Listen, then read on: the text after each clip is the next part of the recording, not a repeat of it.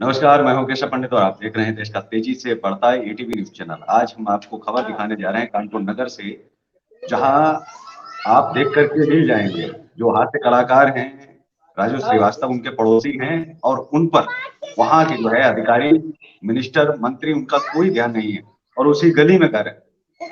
उनके पड़ोसी भी हैं। हमारे साथ में योगेश गौतम हैं, तो पूरी खबर जो है आपको दिखाएँगे भी और साथ ही पीड़ित से बातचीत भी कराएँगे। दुर्भाग्य ये कि वो यह व्यक्ति देख भी नहीं सकता, जो हमारे चैनल पर आज लाइव होने जा रहे हैं। जी, मेरी आवाज़ पहुँच रही है आप तक? जी, जी, जी, जी, जी सर, मैं आपको जैसे बताना चाहूँगा, ये मैं हास्य कलाकार राजीव श्रीवास्तव जो कि स्वर्गीय है, इस समय हमारे बीच में नहीं रहे हैं और जी, उन्होंने दुनिया में इतना नाम कमाया जिस तरह से, लेकिन देखा गया और उनके बगल में जो पड़ोसी है रहने वाले एक दिव्यांग, जी, जी, जो कि जी, दोनों आँखों से दिव्यांग है, महज़ कुछ ही दूरी पर राजीव श्रीवास्तव जी का घर है, जैसे कि देख पा रहे हैं और जी, कुछ ही दूरी पर इस दिव्यांग का भी घर है और जी, यहाँ पर किस तरह से वह एक शौचालय की गुहार लगा रहा है और जी, यहाँ के जो डीएम हैं, डिस्ट्रिक्ट हुँ, मजिस्ट्रेट जिलाधिकारी, ये वो कच्चा घर है अनूप जी, राजपूत का जिस तरीके से बना हुआ है और वो अपनी स्थिति उसकी दयनीय है, क्योंकि हुँ, वह वेल एजुकेटेड होने के बावजूद भी मैं उसके घर चल रहा हूँ और मैं उनके घर में मिलने मिलने चल रहा हूँ और देखना चाहेंगे कि आप किस तरह से यहाँ की तस्वीरें आप देख पा रहे हैं एटीवी लाइव के माध्यम से कि किस तरह से ये इनकी स्थिति दयनीय है और ये पैसे के लिए मजबूर हैं और शौचालय के लिए मजबूर है। ये उनकी बूढ़ी माँ है। जैसा कि आप देख पा रहे हैं, ये उनकी बूढ़ी माँ है, जो कि ये भी आँखों से दिव्यांग है, लगभग 70% इनकी आँखें दिव्यांग हो चुकी हैं और ये अनूप राजपूत हैं, जो कि अपनी समस्या को कई बार डिस्ट्रिक्ट मजिस्ट्रेट और माननीय सीएम जी योगी आदित्यनाथ और जो यहाँ के क्षेत्रीय पार्षद हैं सुनील कनौजिया कई बार रख चुके हैं, लेकिन उसके बावजूद कोई भी सुनवाई नहीं हुई। ये इनका घर है जो कि छोटे-छोटे बर्तन रखे हुए हैं और देख पा रहे हैं किस तरह से इनकी जो स्थिति है वो दयनीय है और ये योग्य नहीं है कि वह शौचालय बनवा ले और बजाय इसके कि ये जो दिव्यांग हैं अनूप राजपूत जी, जो कि वेल एजुकेटेड होने के बावजूद अपने मनोबल को नहीं खोया, वह ये नहीं सोचते हैं कि वह दिव्यांग है, इसके बावजूद अपनी पढ़ाई को जारी रख रहे हैं और आगे आने वाले समय के लिए कुछ ऐसा बनना चाहते हैं जो कि दुनिया को यह दिखा सकें कि मनोबल कभी नीचे नहीं होता है, मनोबल कभी नहीं डाउन होता है। और ये हमारे साथ हैं अनूप राजपूत जी, जो कि अपनी पूरी समस्या को बताएँगे और इनसे पूछना चाहेंगे अनूप राजपूत जी, अनूप राजपूत जी, क्या नाम है आपका? पहले तो ये बता दीजिए। सर, हमारा नाम अनूप कुमार राजपूत है जी, और मैं नयापुरवा का निवासी हूँ, जी, जो कि दोई नगर क्षेत्र में आता है। जी, और समस्या हमारी ये है कि मैं सुलभ शौचालय के लिए प्रयास कर रहा हूँ और मुझे काफ़ी समय हो गया प्रयास करते हुए। जब हमारे फर्स्ट पार्षद बने थे पहली बारी सुनील कनौजिया, जी, इनको 10 वर्ष हो गए और ज़्यादा ही हो गए होंगे, मुझे इतना याद नहीं है।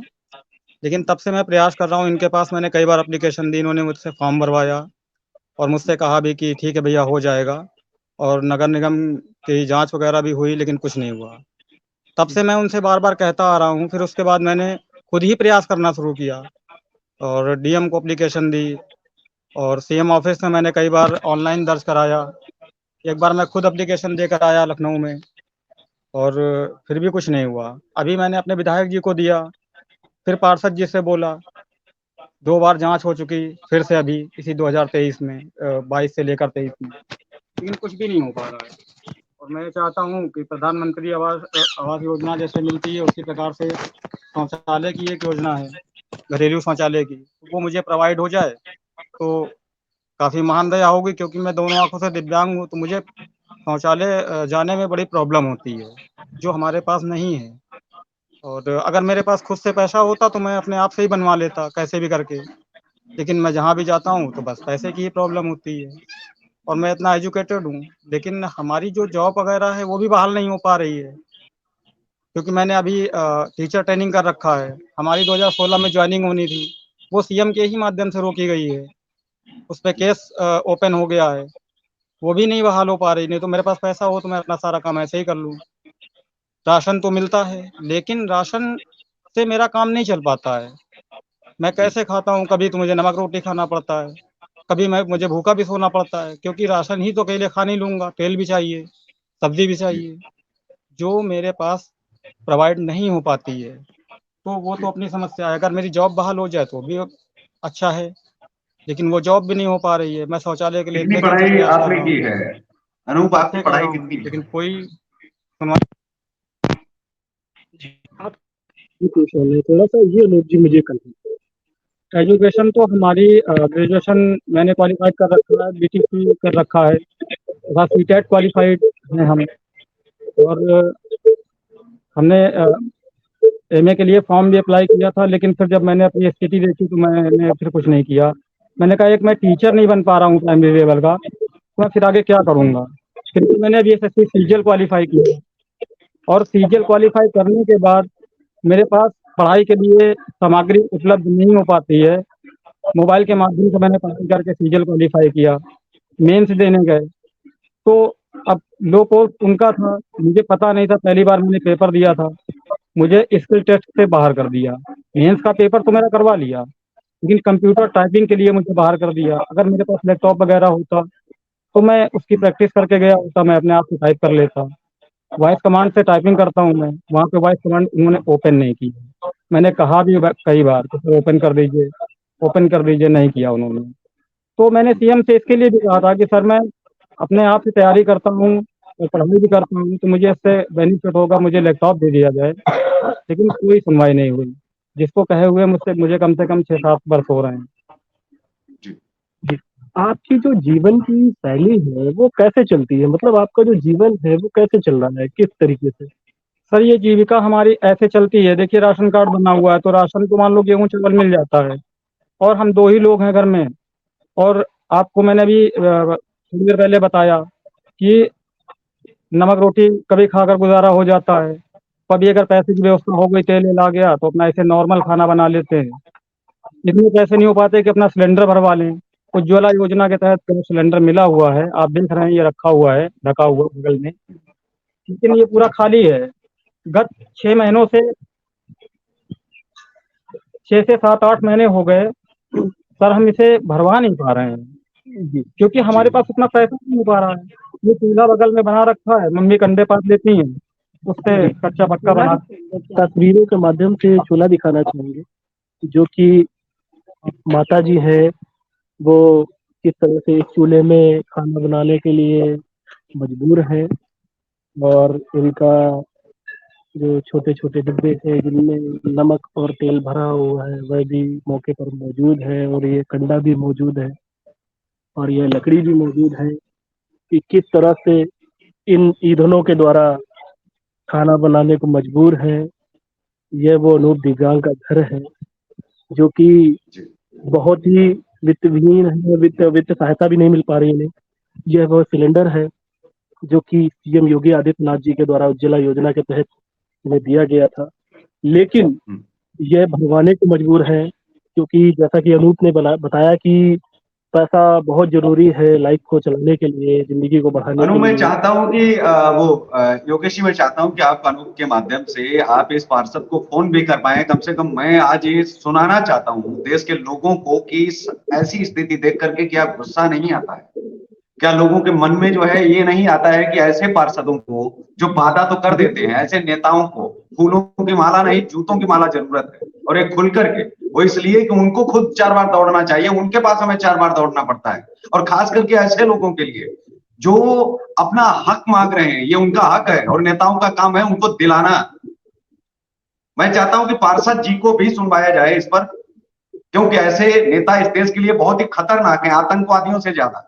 क्योंकि ऐसे नेता वादे कर देते हैं लेकिन वो मुकर के दोबारा उस गली में न पहुंच जाए, ना आ जाए, कहीं हमसे कहे ना कोई दे। तो ऐसे नेताओं की भी पोल पट्टी खुलनी चाहिए, क्योंकि ये बहुत ही डेंजरस है, समाज के लिए खतरा है। जी योगेश। जी, प्रार्थना करेंगे अनूप जी से ताकि वह जुड़ पाए सुनील कनौजिया पार्षद से, ताकि वो अपनी बात को इस एटीवी लाइव चैनल के माध्यम से पूरी जानकारी मिल पाए। जी। जी सर, मैं कोशिश करता हूँ। जी जी, कोशिश करिए बिल्कुल।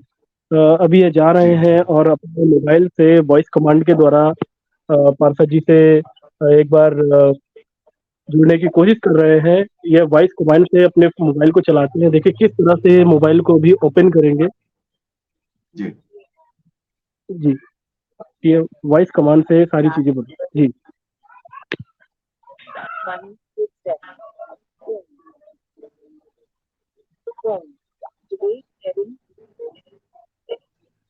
योगेश, एक काम करना है कि बिल्कुल पास से, जिससे कि आवाज बिल्कुल ही क्लियर आ पाए पार्षद की।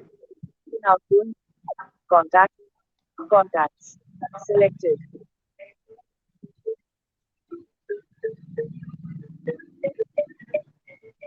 Contact Munna in list. जी लिखा होगा। Contact for Prasad ji. Ji Prasad ji.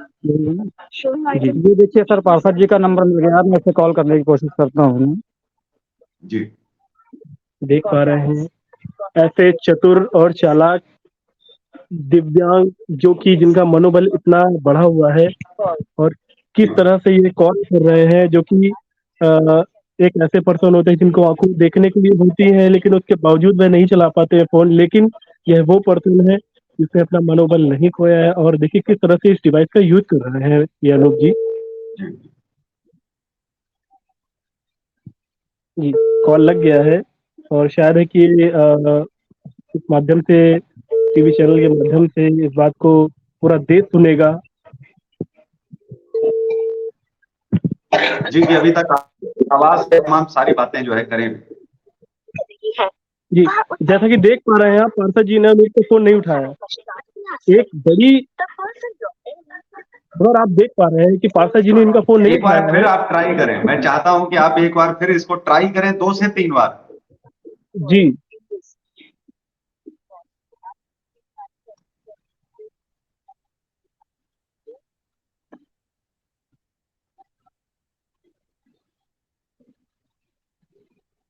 Anoop जी ने फोन लगाया है, अभी अनूप जी ने फोन लगाया है और देखना ये है कि ये उठता है या नहीं, क्योंकि पार्षद जी, ऐसा कहा है, अनूप के द्वारा आरोप लगाया गया है पार्षद के ऊपर कि पार्षद इनका फोन देखते ही काट देते हैं और उठाते नहीं है।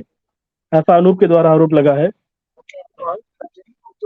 और अनूप ये चीज बताएंगे। जी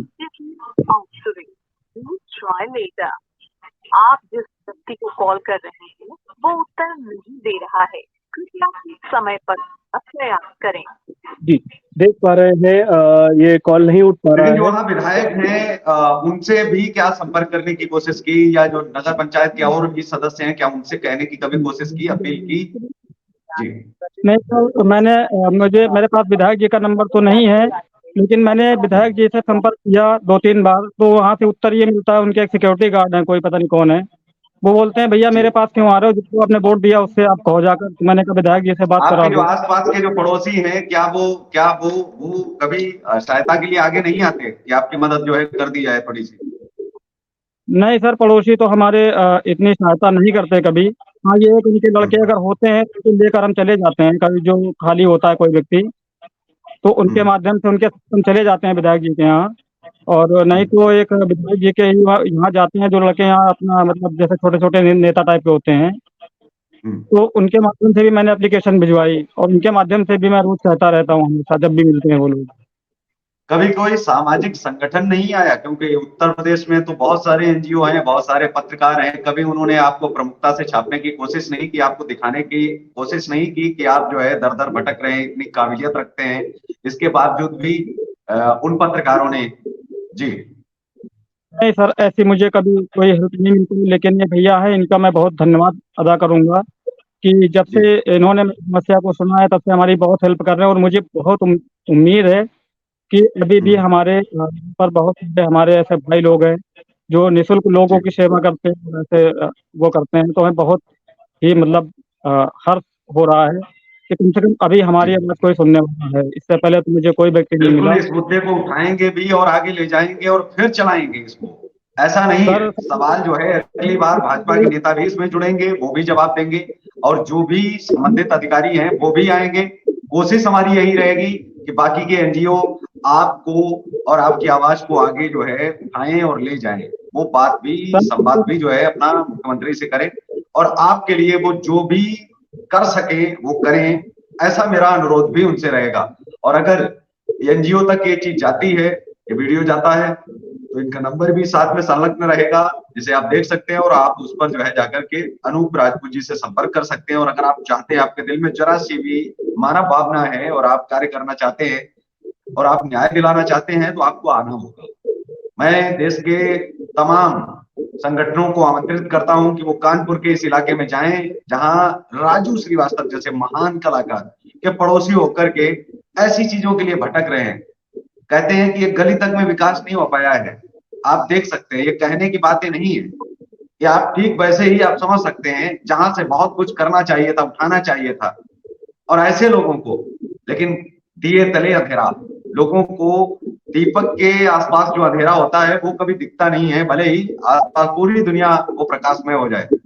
और कोई अपील करना चाहेंगे अनूप राजपूत जी? जी सर, हम तो ये अपील करना चाहेंगे प्रधानमंत्री जी से और माननीय सीएम जी से कि अरे जी हमें आप अगर कुछ नहीं कर पा रहे तो हमारी जो जॉब है टीचर की, 2016 में मेरा सिलेक्शन था। हम्म, जी जी, जी बताइए बताइए अपनी बात। सर, मेरा 2016 में सिलेक्शन हुआ था और हम्म, सिलेक्शन के माध्यम से सर वो हमारे डॉक्यूमेंट ओरिजिनल जमा करा लिए गए थे, मुझे मजबूरी में उठाकर लाना पड़ा। वो वैकेंसी पिछली सरकार की है, उसमें कोई भी लो पोस्ट नहीं है, लेकिन इन्होंने सफा रखा है, कम से कम उसे बहाल कर दें। तो हमें और क्या चाहिए, हमें जॉब मिल जाएगी तो हमारे पास पैसे आ जाएंगे, हमें फिर सारी मेरी प्रॉब्लम दूर हो जाएगी। तो कम से कम वो मेरी वैकेंसी ही बहाल कर दें टीचर की, तो मुझे जॉब मिल जाए।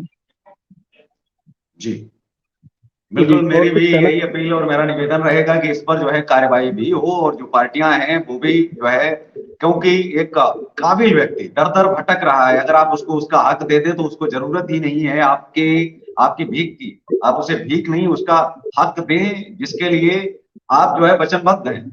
आप कहते हैं कि आप हमें वोट दीजिए, लेकिन वोट से पहले अपने आप को झांक के भी देख लीजिए कि जिस व्यक्ति से आप वोट ले रहे हैं, क्या आप उस वोट का हक अदा कर पाएंगे या नहीं।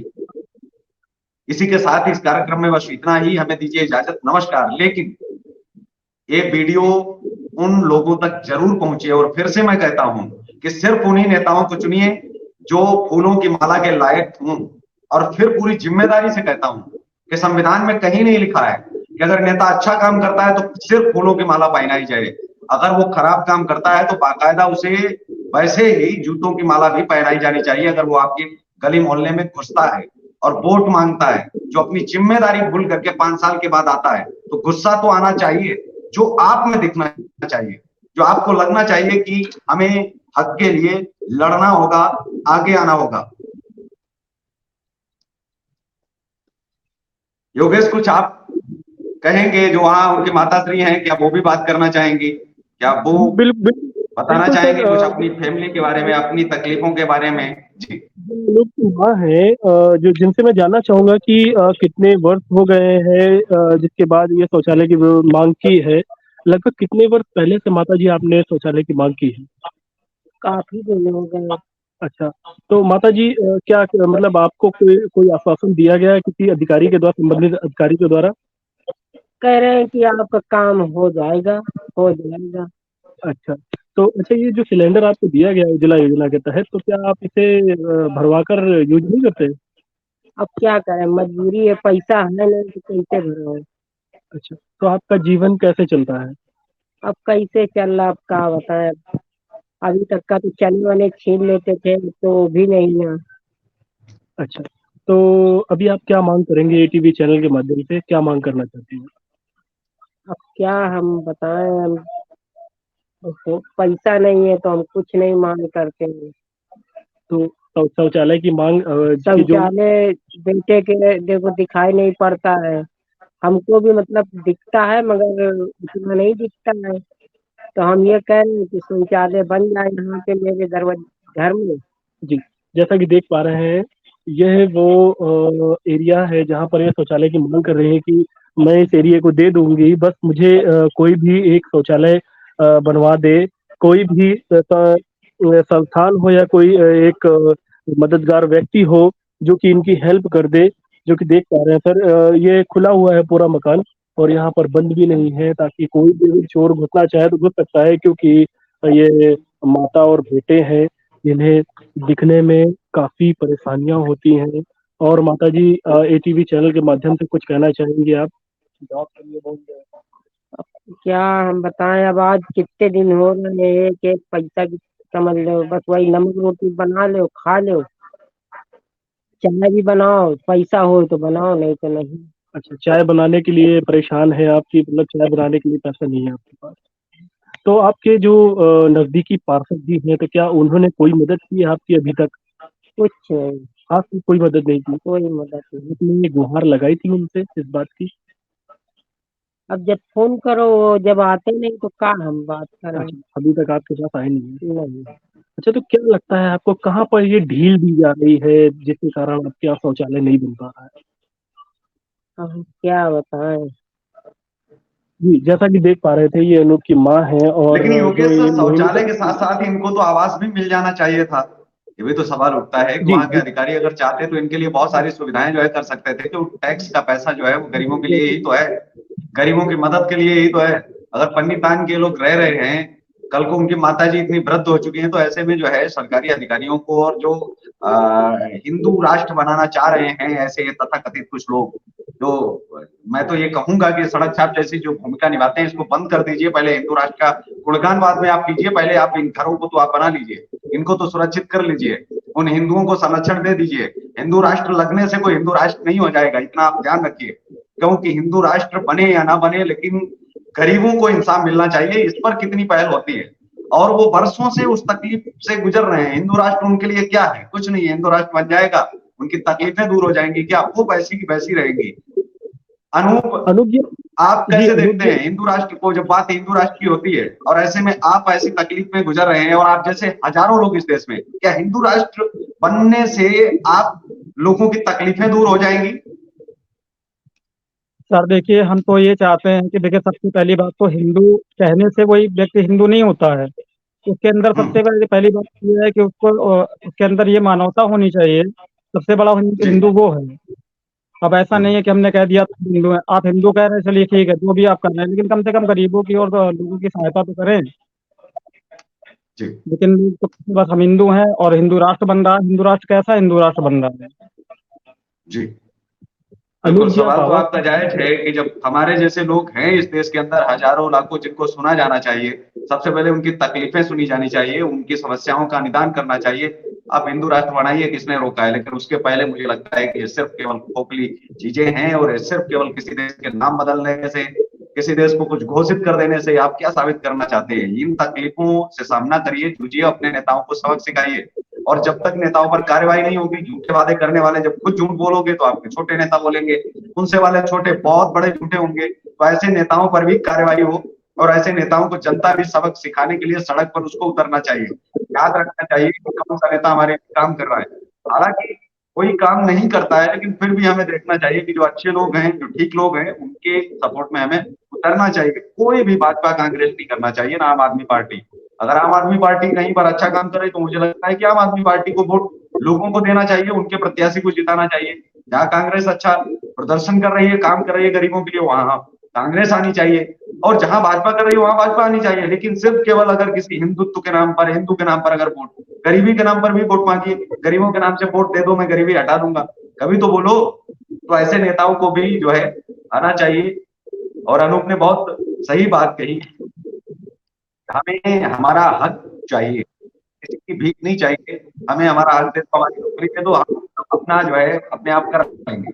हम सक्षम हैं, पढ़े लिखे हैं, हम अपनी काबिलियत के दम पर अपना हक मांग रहे हैं सरकार से, जो हमें हमारा मिलना चाहिए और जो बहुत पहले मिल जाना चाहिए था। जी। अनूप जी, आप आवास की मांग कर रहे हैं, आपके पास यह आवास है, तो यह आवास आपका पर्सनल है या किसी दूसरे का है? सर ये हमारा आवास पर्सनल नहीं है, और पर्सनल हो भी नहीं पाया, क्योंकि था तो हमारी पीढ़ी का ही, लेकिन किसी तरह से जो लोग सक्षम थे उन लोगों ने अपने नाम करवा लिया। बहुत पहले की बात है ये। तो हमने तो यहाँ पे रहते हुए हमारे पीढ़ी को 2 पीढ़ी हो गई, हमारी माता जी भी यहीं पैदा हुई और हम भी यहीं पैदा हुए पले बड़े, इतनी उम्र हो गई मेरी। लेकिन हमें इस आवास के बदले में एक पट्टे नाम की एक कागज मिलना था, जो आज से पहले प्रोवाइड कराया जा रहा था 2011-12 में। लेकिन वो कागज भी ये में हमारे नाम का पड़ा है कि नहीं पड़ा है, वहां पर बोलते हैं जब ऊपर से आदेश होगा तब दिया जाएगा। आधे लोगों को यहाँ मिल चुका है, लेकिन मुझे नहीं मिला। तो अब ये मेरा आवास कहाँ से रहा? ये तो ऐसे ही है, जिसके नाम है बस वो इसका आवास है। अब किसने कब्जा कर रखा, किसके नाम पे है? तो ये चैनल के माध्यम से आप आवास की मांग करते हैं? बिल्कुल सर, हमें आवास मिलना चाहिए। अगर आवास नहीं मिल पा रहा है तो हमारी जिस जमीन पे रह रहे हैं, हमारा रिकॉर्ड चेक कर लें और उसके आधार पे हमारे जो केडीए में पट्टे का वितरण हो रहा था वही कागज हमें दिलवा दें, तो उसके माध्यम से हम कम से कम ये तो दिखा सके कि हम इसके मालिक हैं। वो भी हमारे पास हक छीन लिया गया। नियम तो बनाया जी। गया, वो आधे लोगों को मिला, जो सक्षम थे उनको मिल गया, मुझे नहीं मिल पाया। बिल्कुल अनूप, हमारी जो है यही मांग सरकार से भी रहेगी कि आपके साथ न्याय हो, आपके साथ अन्याय ना होने पाए और आपके लिए जो है लोग आगे आए और वो भी मांग करें सरकार से कि जो आपके साथ गलत अभी तक हुआ है उसकी भरपाई इन अधिकारियों को करनी चाहिए और अब तो आपको जो है न्याय मिल जाना चाहिए। आज के इस कार्यक्रम में बस इतना ही, हमें दीजिए इजाजत। नमस्कार, जय हिंद, वंदे मातरम। लेकिन जाते जाते एक संदेश आपके लिए, कपिल आपके नाम। अगर आप भी पीड़ित है, आपकी कहीं सुनवाई नहीं हो रही है, आपको कोई मंच नहीं मिल रहा है, कोई पत्रकार आपको सुनने को तैयार नहीं है, तो आप हमारे नीचे स्क्रीन पर चल रहे नंबरों पर, तो नीचे स्क्रीन पर हमारे नंबर चल रहे हैं, आप उन पर हमें संपर्क कर सकते हैं। अपनी तकलीफ आप हमें बता सकते हैं। हम पूरी कोशिश करेंगे, पूरा प्रयास करेंगे कि आपकी आवाज को उन जिम्मेदार अधिकारियों तक, उन जिम्मेदार नेताओं तक पहुंचा सकूं और आपको जो है न्याय दिला सकूं। मेरा पूरा प्रयास रहेगा। आपसे कोई पैसा नहीं लिया जाएगा, निःशुल्क आपकी लड़ाई लड़ने को हम तैयार हैं, लेकिन आपके आंसू हम तभी पहुंच पाएंगे जब आप आगे आएंगे, क्योंकि दर्द में आप रहेंगे, खुद घुटते रहेंगे और आप आगे नहीं आएंगे तो आपकी पीड़ा को हम आगे नहीं पहुंचा पाएंगे। इसी के साथ इस कार्यक्रम में बस इतना ही। फिर से एक बार सभी को जय हिंद, वंदे मातरम। और आप देखते रहिए देश का तेजी से बढ़ता एटीवी न्यूज चैनल।